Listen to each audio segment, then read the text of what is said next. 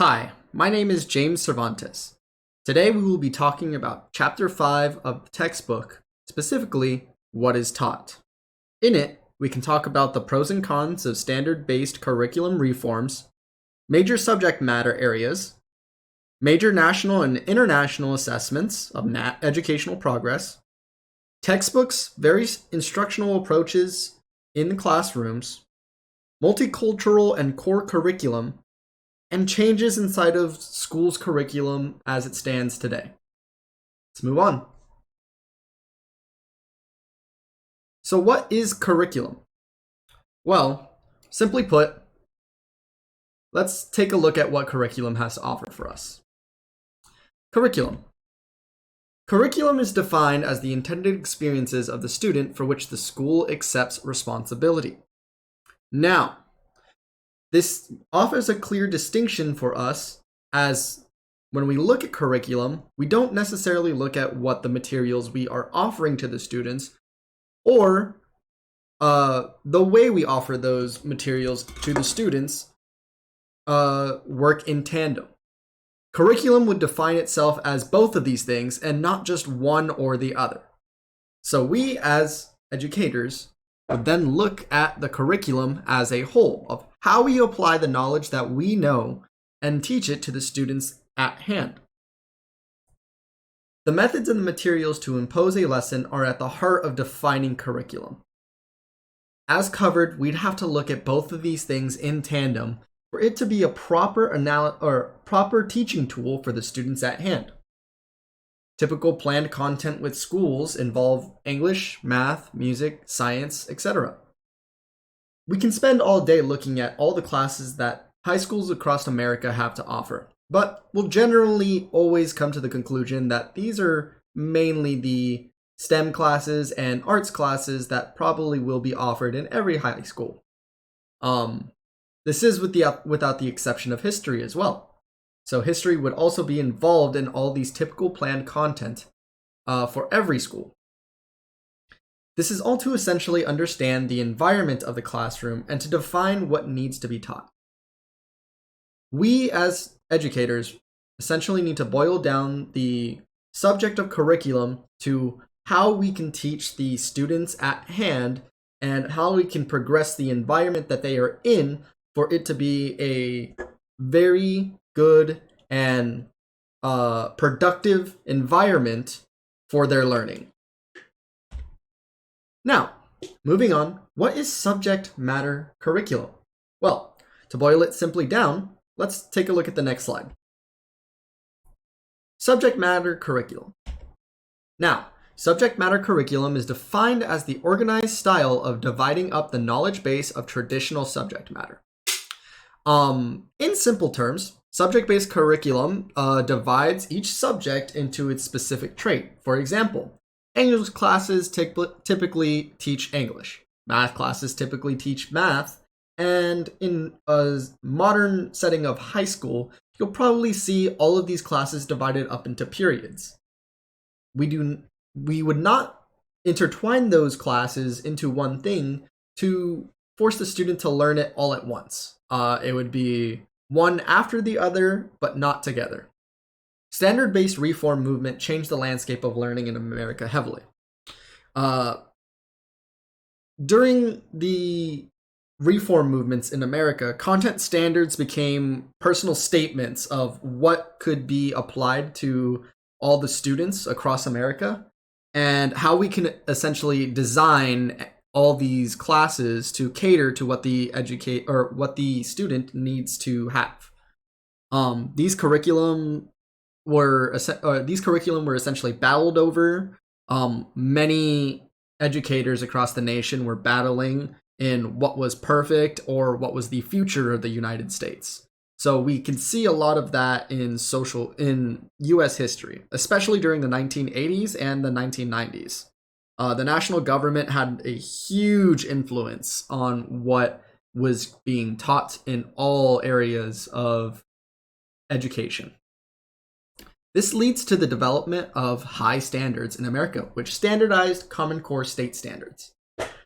As these battles started ensuing, America started to put in place very high standards as to which education had to offer, especially because there had to be high trust amongst parents, teachers, and the political institutions of essentially America, and the fact that all schools would mainly be state schools. So all these things working in tandem led to the development of very high standards in America. We can definitely see that in something as easily pointed to as the Common Core state standards, which we can take a look at on the next slide. So, Common Core state standards. This standard essentially is all the necessary schools of thought and all the necessary subject areas that you have to have developed in all your students from kindergarten to 12th grade. That would be kindergarten to their senior year in high school. This is the standard that public schools in America hold to the development of all students here. The standard development of subjects taught as the children grow essentially is the moniker of all the Common Core state standards. We have to progress each subject in such a way that would be able to essentially get every student to a specific level and get them ready for either higher education learning and or their career or technical schools, or just simply joining the workforce right afterwards. For example, in the language arts, at grade level 3, you would be asked to recount stories, read folk tales, talk about American legends, etc., etc., essentially developing your skills for reading. In grade 5, you would be able to maybe produce and publish writing at a higher level and, just demonstrate sufficient skill to be able to provide conscious thought of the subject matter at hand. At grade 8, you would be able to analyze dialogue inside of a story or inspect more critical decisions that characters would create. Or maybe you would be able to really do an in-depth analysis of what these characters had to offer to the story. By the end of grade 12, you would be able to completely gather all the relevant information to the story at hand and or the maybe the subject at hand. You'd be able to integrate all the information and attempt to do an in-depth analysis of how the story progressed, what the author was trying to convey, what essentially the story boiled down to, how tropes were involved, etc., etc., the flow of ideas, and maybe develop a way of analyzing multiple sources that further develop your opinion of the story at hand. Moving on. So, what are these present subjects in America that we have as present curriculum? Well, they're all stated here. English language arts, mathematics, science, social studies, foreign languages, the arts, PE, and health, and elective courses. This is essentially what all high schools will have offered inside of their classes. Many Americans have gone through every single one of these classes, and much of the Common Core standards today just completely align with what these courses have to offer. So, let's talk about career and technical education. This has gained prominence in America as more privatized and industrial workforces have the necessary or need more developed workers into their specialized fields that high school probably may not have to offer. Career and technical education are designed specifically for the purpose of focusing the student in whatever subject matter they have, whether that be health, business, trade, industrial education, agriculture, family, consumer services, marketing, technology, and so on and so on. There is a lot of criticism involved in these schools. For example, the biggest concern about any of these technical schools or any of these privatized schools, for example, have a huge lack of focusing on general knowledge. These vocational education programs don't sometimes provide a foundation of skills that Common Core standards have to offer as much. Um, and there ends up being many school to work programs that develop the workforce for the student, but doesn't necessarily allow the students to have understandings that prepare them for maybe the workplace or generally education or generally social standards, etc., etc. Um, in preparing for vocational career or technical education, it should be highly under the microscope of whether or not this would be correct for the child, or whether or not the child needs to develop all the core competencies, all the general education elements of their education. Moving on. Another example of what we teach inside of high schools today is the National Assessment of Educational Progress. This is typically known as the nation's report card. This is the thing that we as the America use to figure out where we are in a reliance of the spectrum. Recent research shows that the U.S. does do terribly in U.S. history. That can be seen and interpreted in a multitude of ways, but we can definitely see that progress as we continue this assessment. Many of the students that do not do well in NAEP assessments come from ethnic or minority groups.